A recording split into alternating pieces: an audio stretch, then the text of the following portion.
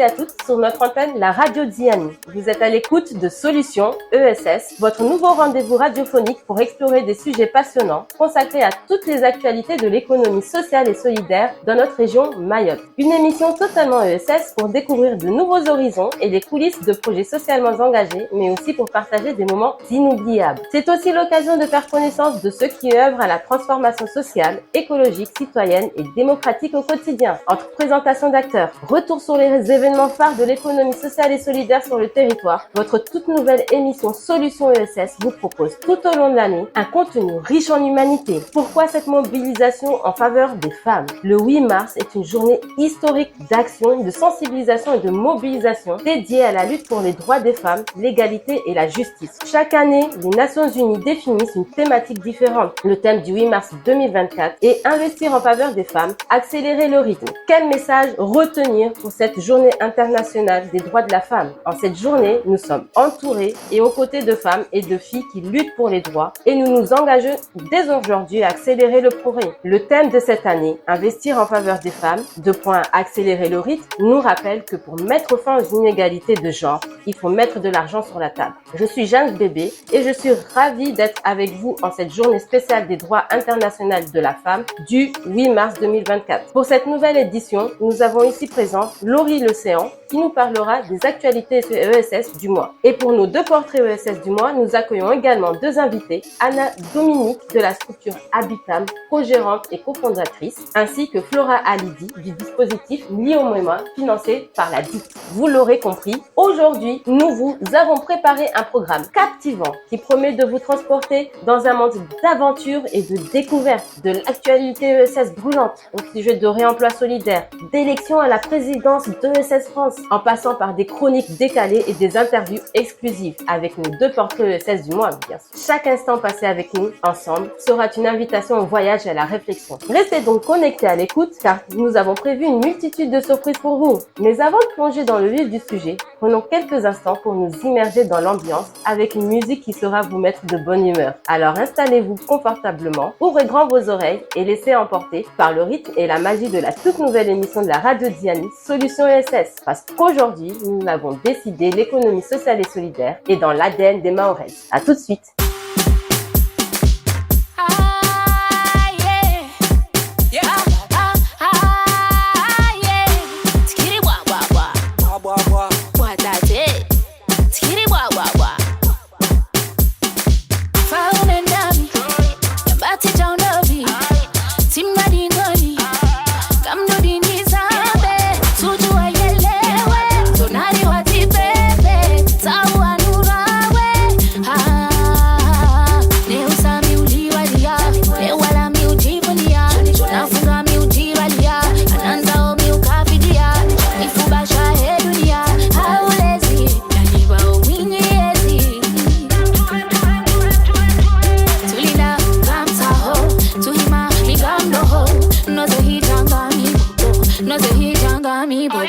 Wako wapi?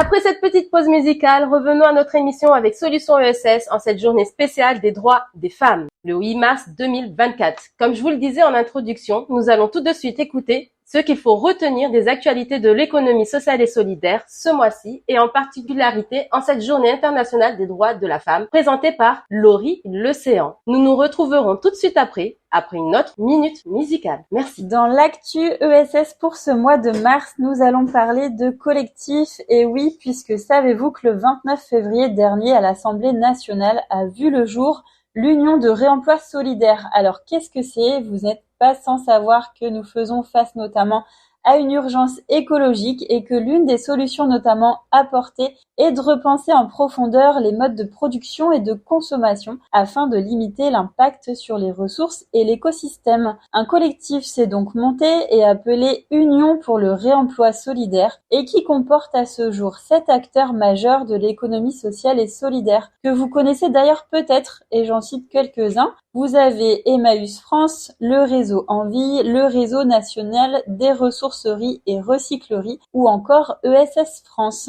Alors l'objectif de ce collectif est de continuer à peser dans la filière du réemploi solidaire et notamment face à l'arrivée d'acteurs lucratifs qui voient au travers du réemploi des opportunités de marché, là où les acteurs de l'ESS souhaitent diffuser à la fois un objectif social et par là de permettre à des personnes exclues du marché du travail d'avoir accès à un emploi, mais aussi permettre à des personnes défavorisées d'accéder à des produits de seconde main à bas coût. On parle également d'un objectif environnemental puisque l'idée étant d'allonger la durée des produits traités pour réduire la production de nouveaux produits. Et sur le territoire de Mayotte, vous avez notamment plusieurs acteurs qui traitent la question comme R2D2, Wenka Culture ou encore Yes We Can It. N'hésitez donc pas à consulter leur activité sur les réseaux sociaux. Un autre point d'actualité ESS dans notre rubrique puisque le 10 avril prochain aura lieu l'élection du nouveau président de ESS France. Je dis bien nouveau président puisque, désolé mesdames, en cette journée du 8 mars, aucune femme de l'ESS n'a déposé sa candidature. Ce sera donc un homme au vu des 3 candidatures à ce jour reçues. Alors qui sera élu à l'instance représentative des différentes familles de l'ESS pour continuer à fédérer les acteurs de l'ESS, promouvoir davantage les actions, démontrer une vision stratégique de l'ESS et de son développement ou encore de faire preuve d'une connaissance des réalités de terrain de l'ESS. Telles sont les volontés du comité de nomination mis en place pour succéder à Jérôme Sadier dont le mandat se termine très bientôt. Et enfin, pour clôturer notre rubrique, un dernier point d'actualité et pas des moindres, puisque nous sommes en période d'appel à projet. Alors qu'est-ce qu'un appel à projet ? Il s'agit d'un appel à subvention lancé par un financeur sur un territoire et à Mayotte, vous avez notamment des organismes tels que la CSSM, l'ARS ou l'ADEME qui lancent ce type d'appel. Alors comment avoir accès à ces appels à projets ? Vous pouvez consulter directement les pages des organismes ou les réseaux sociaux de la Chambre régionale de l'ESS qui diffuse également ces actualités. En ce moment, vous avez plusieurs appels à projets qui sont notamment ouverts, comme le fonds d'expérimentation pour la jeunesse en collaboration avec le ministère chargé de l'égalité entre les femmes et les hommes et de la lutte contre les discriminations. Il a lancé un appel à projets pour promouvoir l'égalité filles-garçons lors des temps périscolaires et extrascolaires qui est ouvert notamment jusqu'au 11 mars. Vous avez également ESS France qui a lancé son appel à manifestation d'intérêt textile qui vise à soutenir financièrement les structures de l'économie sociale et solidaire qui mettent en place des actions visant à développer le réemploi et la réutilisation des textiles d'habillement, du linge de maison ou encore des chaussures. Cet appel à projet est ouvert jusqu'au 11 mars. Et enfin, vous avez l'ADEME qui, pour faire évoluer les mentalités et les comportements en faveur de la transition écologique, a lancé un appel à projet qui s'intitule Aide au relais 2024, ouvert jusqu'au 31 décembre 2024. Vous retrouverez toutes ces actualités sur les réseaux sociaux de la CRES de Mayotte, le LinkedIn et le Facebook. Et on se retrouve pour le mois prochain pour la prochaine rubrique de l'actu ESS. Je vous remercie.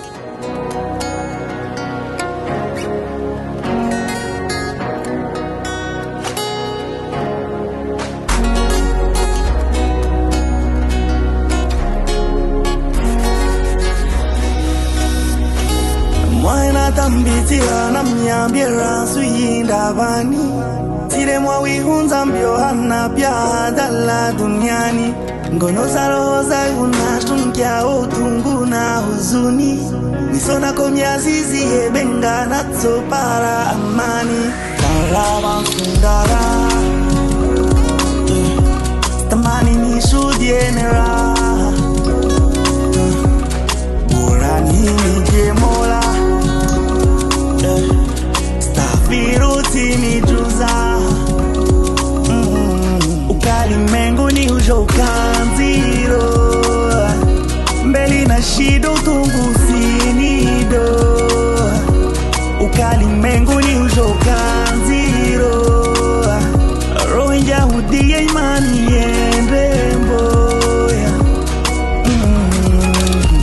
Biziki benga tile ule Bila tisi wombate Sipari ata mamarere Manataka maneka vute Sambi watulia baba mesovili urehema utoja Benz fikiri kudura benga denindra Manatara bansundara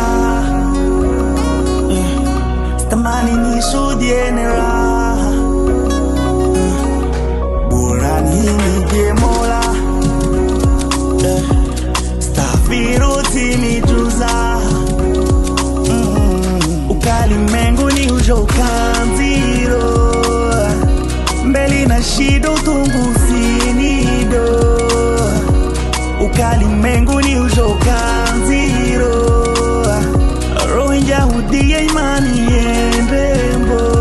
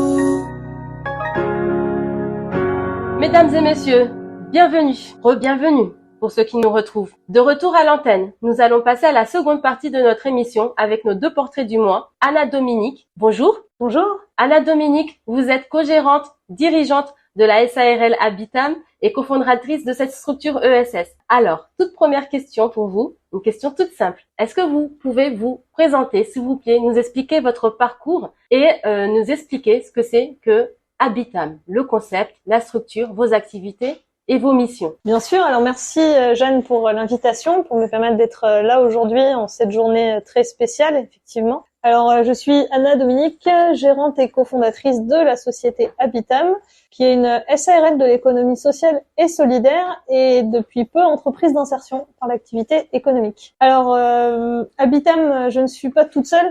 Nous sommes initialement 5 porteurs de projet à la tête de ce projet justement. Et alors Habitam, c'est quoi? C'est la transformation des déchets plastiques à Mayotte pour en faire des matériaux de construction, tout en participant à l'insertion des publics exclus. Donc que ce soit les personnes non scolarisées et également les demandeurs d'emploi de plus longue durée. On a 2 branches. On a une branche production pour justement produire ces matériaux de construction qui sont à la fois à destination d'éléments de design comme à destination de la réhabilitation de logements.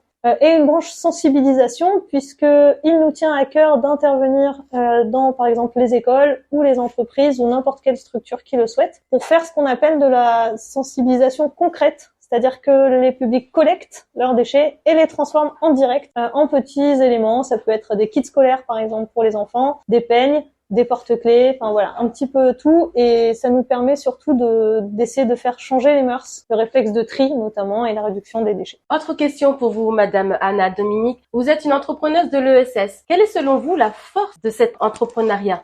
Alors pour moi, la force de l'entrepreneuriat en ESS, c'est avant tout la bienveillance mutuelle, l'entraide, pas uniquement au sein d'une communauté, mais de manière générale, le dévouement et surtout, et avant tout, l'impact social et sociétal comme force motrice. Pourquoi en économie sociale et solidaire? Parce que, à mon sens, Mayotte est, de par sa culture et ses traditions, une île profondément ESS. La question, c'est donc même pas posée. L'entrepreneuriat ESS, c'était justement entreprendre pour avoir un impact social et non pas uniquement la recherche du profit. En fait, l'ESS, c'est la recherche d'un modèle économique où le profit généré permet de financer l'impact social. Et c'est ça qui nous motive à être aujourd'hui entrepreneur ESS. C'est très intéressant ce que vous dites aujourd'hui à l'antenne. Quels sont les défis que vous devez soulever tous les jours en tant que femme entrepreneuse? Alors, par mon parcours, par la force des choses, j'ai toujours évolué dans des milieux plutôt représentés par des hommes, plutôt masculins.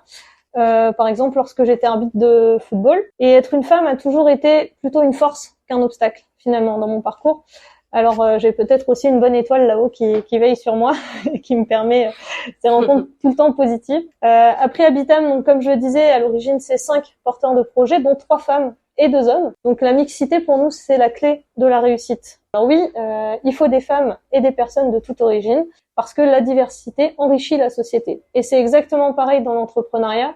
Et d'autant plus dans l'entrepreneuriat social, où on porte un projet proche de la population. Les défis relevés sont, en tant que femme, à mon sens, les mêmes que pour les hommes, à la nuance près peut-être de la confiance en soi, qui est malheureusement souvent plus faible chez les femmes. Mais globalement, c'est la même chose, il faut faire des choix, gérer le stress, prendre des décisions, convaincre, agir, assumer. Et le plus grand obstacle, c'est l'absence de connaissances. Personne n'est omniscient, donc il faut être bien entouré, avouer ne pas savoir et privilégier les décisions collégiales et concertées. Et ça, c'est un principe de gouvernance dans l'entrepreneuriat ESS. Alors aujourd'hui, tout particulièrement, c'est important quand même de rappeler que dans la société, les femmes sont plus exposées à la violence, par exemple. Et nous, chez Habitam, nous vivons désormais ce fléau au quotidien depuis plus de 8 mois, c'est-à-dire depuis que Nadine Séon, cofondatrice et véritable force motrice et d'optimisme du projet, a été victime de féminicide ici à Mayotte le 25 juin dernier et dont le corps n'a toujours pas été retrouvé à ce jour. Investir en faveur des femmes,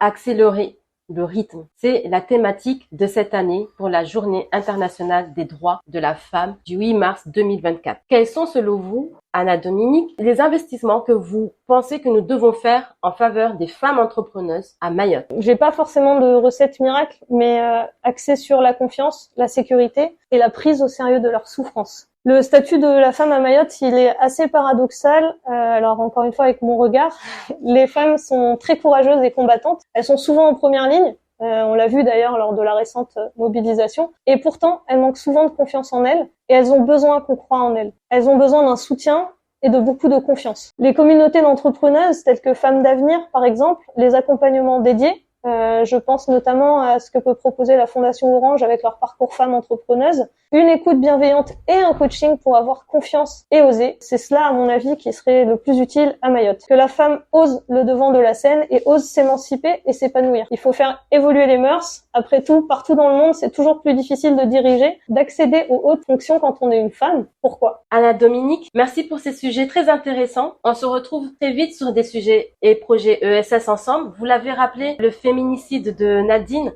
qui touche beaucoup de monde aujourd'hui à Mayotte, mais pas que, toute sa famille, la population mahoraise, ça nous touche. Ça me touche énormément. Merci de nous le rappeler aujourd'hui. Pour ceux qui nous écoutent aujourd'hui à l'antenne, à la radio Diani, le numéro d'astreinte pour aider à retrouver le corps de Nadine est toujours d'actualité.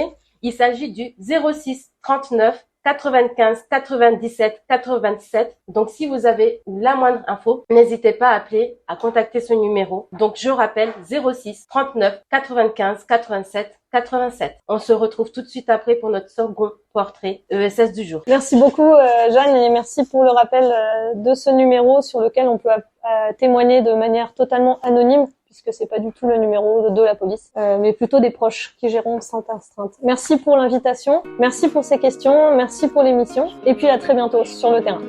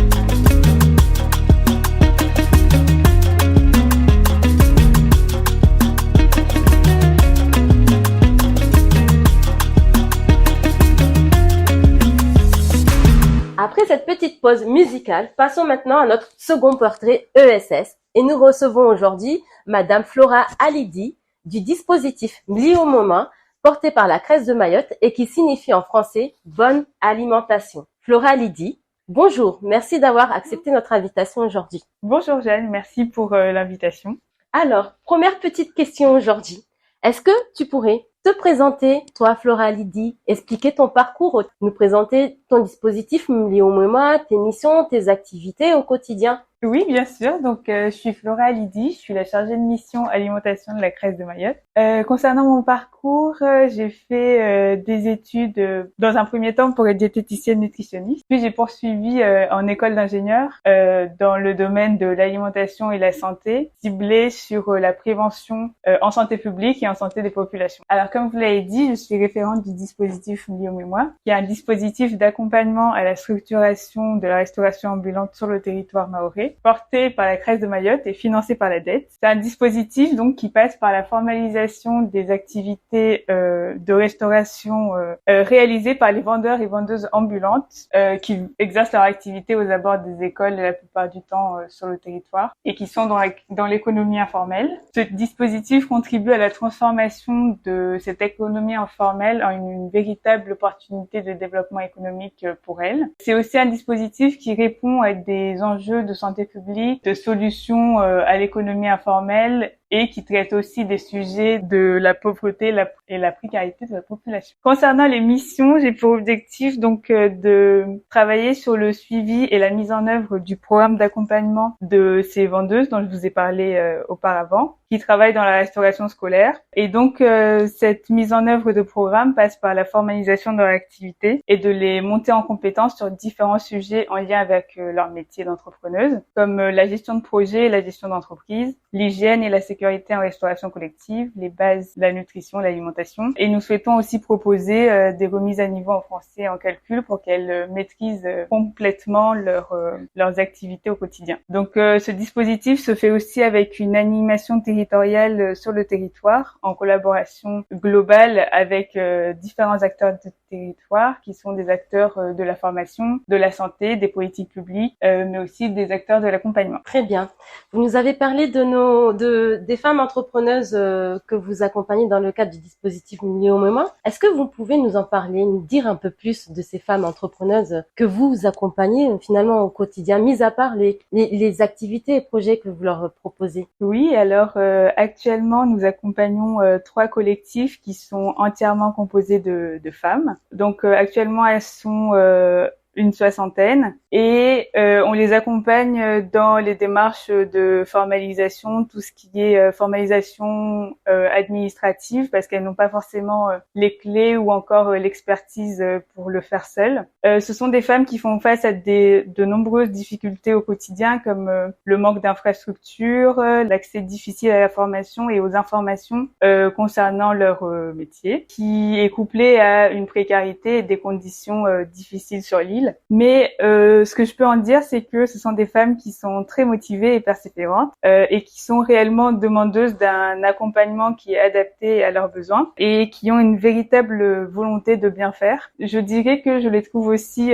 très inspirantes parce qu'elles sont réellement dans l'optique d'entraide, non seulement entre elles, mais aussi à l'égard des consommateurs parce qu'elles répondent tout d'abord à un besoin de restauration des consommateurs, donc de la restauration scolaire. Vous avez participé au Forum de New York récemment. Comment ce projet innovant a-t-il été reçu au niveau national? Et d'abord, est-ce que vous pouvez juste nous expliquer en 2 mots ce que c'est que le Forum national de New York? Oui, alors nous avons participé à la Crèce de Mayotte au Forum national de l'ESS, qui est un forum qui fêtait ses 10 ans cette année et qui se déroule à Niort sur 3 jours, qui est riche en échanges et en activités. Donc on peut assister durant ce forum à des conférences, des ateliers participatifs, des tables rondes ainsi que des mini-conférences. Donc durant ce forum, nous avons eu l'occasion de faire part de nos réalisations ici à Mayotte à un plus large public et à un public qui était aussi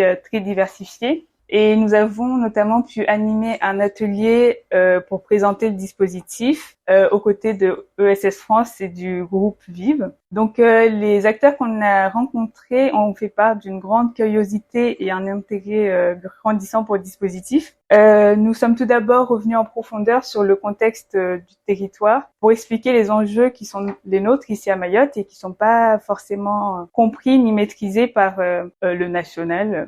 Donc en revenant sur le contexte, ça a permis d'alimenter des réflexions et des échanges sur l'alimentation durable, l'agriculture, le lien entre l'alimentation et la santé, c'était la thématique centrale, il faut le rappeler.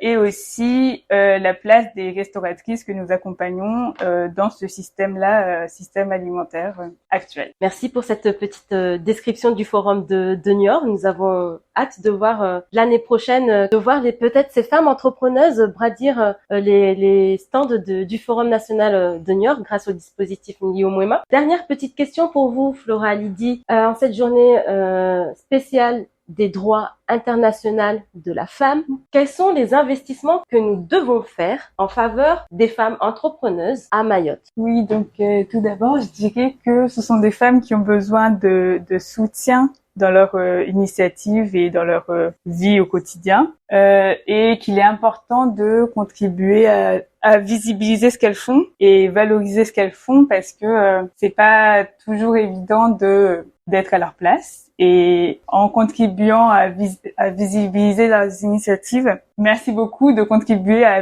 les visibiliser aujourd'hui. Et je pense aussi qu'elles sont capables de faire de grandes choses avec un appui et en les redirigeant vers les structures qui peuvent les aider et les appuyer comme vous le faites vous dans le cadre du dispositif Mlio Mwema, qui est porté par la CRES de Mayotte aujourd'hui et financé par la DIT. Oui, je suis tout à fait d'accord avec ce que vous dites. Il y a aussi un aspect qui est important, c'est l'aspect des financements parce que ça reste le nerf de la guerre en 2024 pour lancer et pérenniser une activité économique. Flora, merci beaucoup pour cette présentation. Merci, c'était très captivant, un projet innovant et dynamique. Donc, je le rappelle, Mlio Mwema, qui signifie bonne alimentation en français et qui est porté par la Chambre régionale de l'économie sociale et solidaire. Un projet bien dynamique pour le territoire de Mayotte et les porteurs et acteurs ESS. Nous arrivons à la fin de notre émission Solutions ESS. Nous remercions chaleureusement nos chers invités du jour, Anna et Flora pour les portraits ESS du mois, Laurie pour la rubrique Actu ESS. Merci à vous, chers auditeurs et auditrices maoré et maoraises. Nous remercions également toutes les équipes de la radio Dziani. Très bonne journée des droits internationaux des femmes du 8 mars à tous et à toutes. Et nous nous donnons rendez-vous le mois prochain pour une nouvelle émission de Solutions ESS parce que aujourd'hui, et nous l'avons décidé, l'économie sociale et solidaire est dans l'ADN des Maoraises. Merci et à très vite sur nos antennes de la radio Dziani.